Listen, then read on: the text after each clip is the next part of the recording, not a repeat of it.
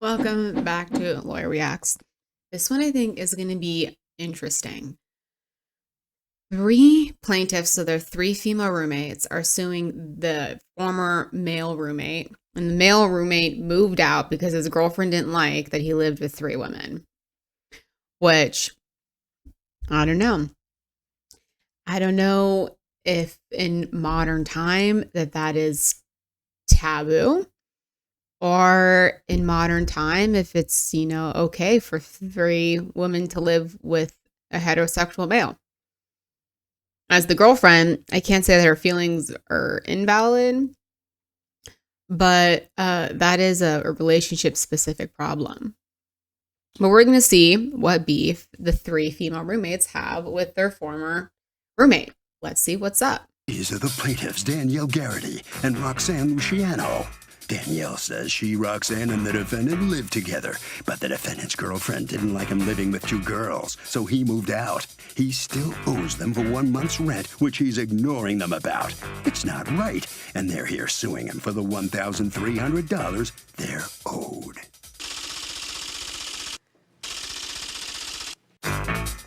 This is the defendant, Arthur Bevan. He says the plaintiffs were his friends of 10 years, but living with them turned into a horror show. They don't work. They party all night, every night, and he owes them nothing. That's right, he did leave early, but he paid a portion of their share of the rent for 11 months because they had no money. And if anyone here in this court's owed money today, it's not them. He's accused of a premature departure.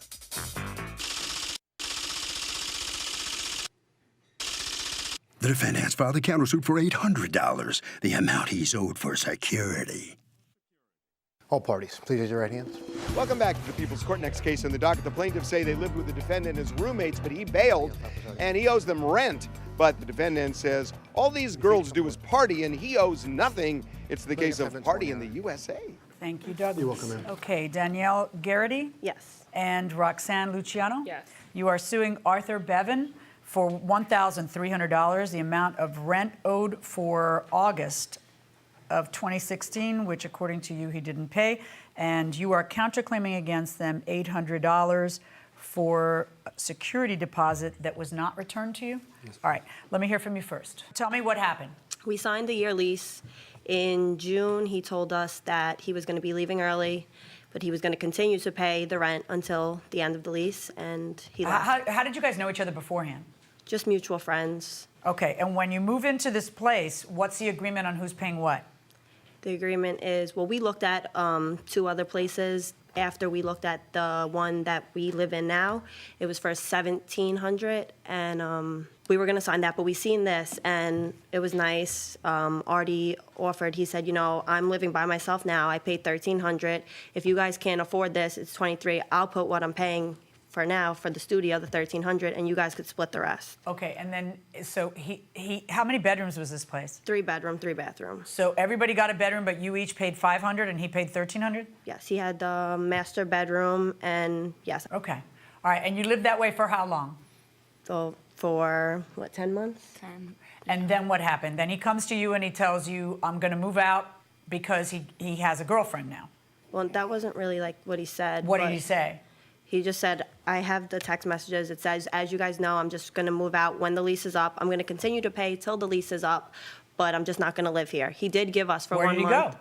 He moved in with her, I believe. Okay, all right, can I see the text? Sure. And how long have you been dating? A year. A year? Are you living with her? Yes. Okay. If you sign a year lease, you have a year lease, so you're responsible for up to the year. So it makes sense that, they would hold him and say, hey, you got to pay because we're all in this lease together. And the landlord's expecting the full rent money. So, all right, and he pays 1 month, but doesn't pay, I guess, the last month or the second to last month. Let's see what happens. Okay, so he tells you that whether he's living there or not, he will continue to give you the rent. And then what happens? Yes. He moved He moves out when? It was around the second week of July. Okay. He moved out, but he did pay for July's rent. August is the last month according to the lease, correct? August 30th, yes. Okay, and then and what does he pay in July? $1,300? Yes. And then August comes, and what does he do? I have the text message here as well. I tried to contact him. Cliff said if you want the Cliff is the landlord? Yeah, If you this- want the deposit, your walls have to be painted white, and your room and bathroom is supposed to be clean before you leave. Are you going to paint and clean to get your deposit back? Yes, I am. When? Monday. And the rent? I'll let you know when I have it. It's due the 5th. I don't have it right now because I had to fix my credit. Well, we don't have it either, and honestly, that's not our problem, though. You knew you had a lease with us until the end of August. You decided to do all this. Well, I can't give you money I don't have.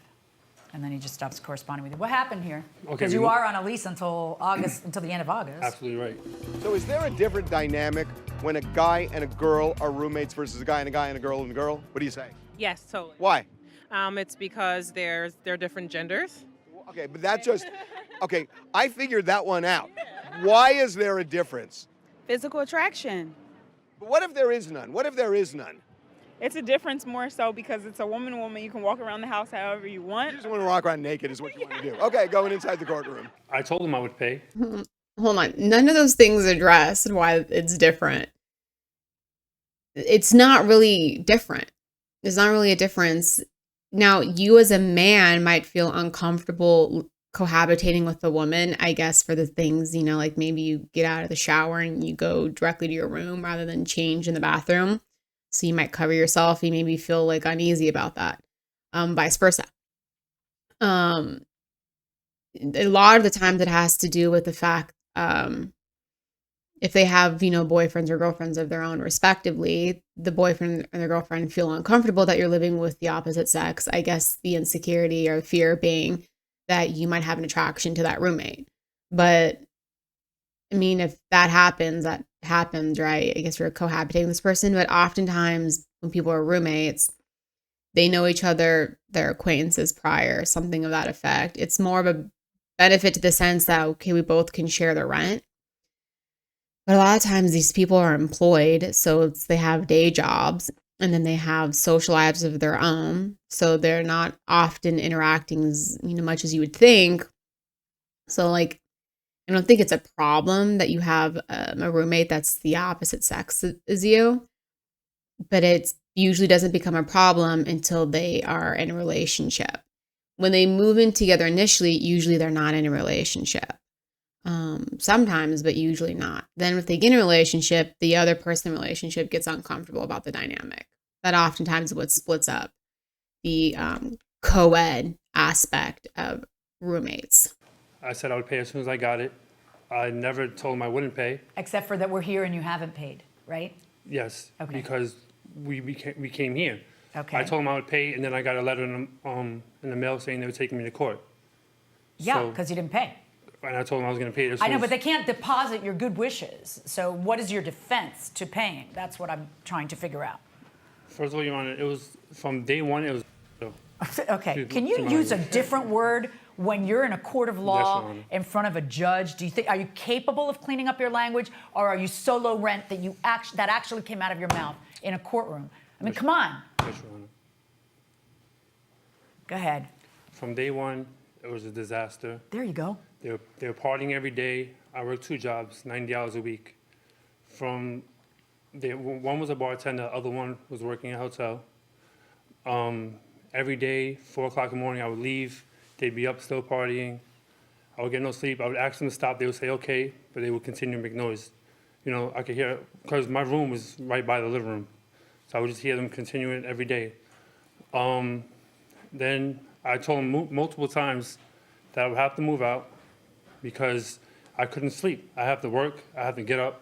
Neither one. The issue with that is that's why it's important that you vet the roommate that you're going to be with. I actually did a video on this, like an informative video. It's important that you know who you're going to be living with, because if they are people that they, let's say he's known them for a long time or for a while, you might have an idea of what their personalities and lifestyles are like. If they didn't know them, you might not want to move in with these people because you don't know them. But the fact that they rent a place together, they are allowed to stay up. Now, if it's disturbing him, that could be an issue, like quiet enjoyment. Quiet enjoyment is usually an issue between landlord and tenant. But tenant on tenant, maybe there's an issue there. But that's why it's important to pick your roommates so that you don't have these kinds of battles. Because just because your roommate's annoying you doesn't mean that it's going to let you off the hook from the lease. So you're going to have to stick it out, because that's not the landlord's fault that the roommates are partying and staying up late and keeping you up or interfering with your ability to get sufficient sleep. It's very important you know who you are going to live with. One would have to get up. What happened with the landlord and the paint and all that stuff? I told them I was going to come paint the apartment. They never got back to me, and then they already had somebody living there. How am I going to paint the room when somebody already lives in the room? What does it matter? You got to get that done, or you couldn't get your part of stuff. Did the landlord apply his security deposit towards rent or no? No. Okay.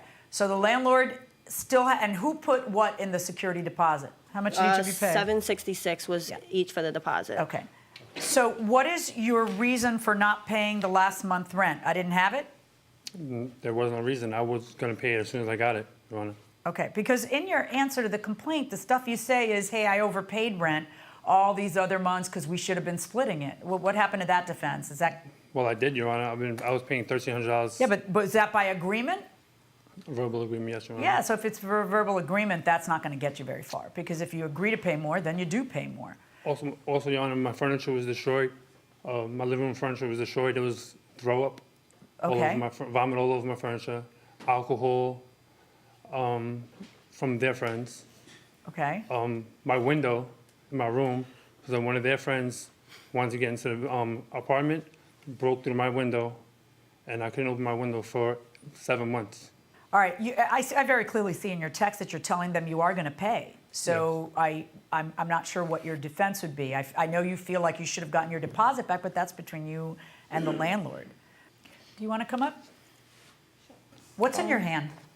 This is, they advertised the room for rent on Facebook in June, and he paid June and July's rent. Okay, But they already had the room up there for... Why were you guys advertising? Is that true? Were you advertising it? Yeah, I did. How It's come? also the same date that you could see in the text messages that he sent me that said, I am going to be moving out. So if we wanted to stay there, we did need to find another Okay. roommate for So the new why lease. was that? Why is there something wrong with that? Besides him, if he said he was moving out, he still paid July and June's rent. No, I know, but you can't find somebody that night. And by the way, did you find somebody to take over his space? We did. They moved When? in. I have her... She gave me a deposit August 1st to move in for September 5th. Well, 1st, but she didn't move in until sometime after the 5th. Do you have something from the landlord? I have basically a typed letter stating that as of September 1st. Is it signed? Yes. Oh, okay, yeah. Are all three of you on the lease? Yes. Yes. See, when and if he returns a security deposit, it has to be in all three of your names. The landlord, I think, thinks that with this, he's done with you and your rights, and he's wrong. Look, I hear what you're saying, but I never see in any of your texts, look, you've made this unlivable for me. In fact, it's the opposite. In your text, you say, look, I'm moving out, and don't worry, I'll pay through the end of the rental period. So it's hard to then say now, in retrospect, I should have just made it into thirds when that wasn't your agreement, according to yourself. And it's also hard to say now, they made it unlivable when that's not what you said when you were texting them about moving out. You said you'd do it, and you have to do it. My verdict is for the plaintiffs in the amount of the $1,300 for the month of August. As for the counterclaim that you have for the $800, I think you've got a good counterclaim, but it's against the landlord. That's who you have the privity of contract with. That's who didn't return the money. And it sounds to me like if you were in front of me right now with the landlord, I'd be saying, what do you mean $800? You didn't even paint it. The other person painted it and blah, blah, blah, blah. And it's going to become a problem because I think the landlord thinks that with this letter he's done with his rights, and he's not. In any event, that's going to be between you and the landlord. So on the counterclaim, 0, because they are the wrong party, but on their claim against you, $1,300. That's my verdict. Good luck, folks. Yeah, in hindsight, he should have probably made it a third, a third, and a third. But yeah, and he has nothing that says you did this, this, and this, and you destroyed my couch. So it's important when you do these things and you have these claims that you have the documentation to back it up. And in this case, he said that he was going to pay it and he just never paid it. And the security deposit, that is an issue because the landlord's holding the security deposit. And if depending on the way that the lease is written, sometimes it's written that the tenants have to handle security deposit disputes themselves. But if he wrote a check, to the landlord for the security deposit, and that amount typically is going to be resolved between him and the landlord. So it really depends on the jurisdiction, and it depends on how the lease is written and the nature of the security deposit being paid. But this is just like another example of how difficult it is to have roommates. And roommates themselves become like their own like landlords because they got to keep each other accountable, because then there's, the landlord that's going to hold their feet to the fire about collecting rent money.